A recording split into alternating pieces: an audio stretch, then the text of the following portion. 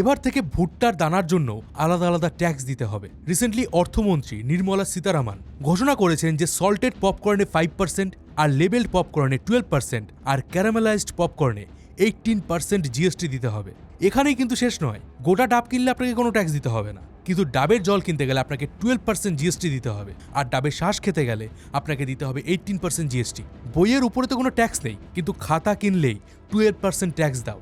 পড়বে পড়ো, কিন্তু লিখতে গেলেই জিএসটি ভরতে হবে। তবে এই হাস্যকর অর্থব্যবস্থা কিন্তু হঠাৎ করেই ভারতে আসেনি।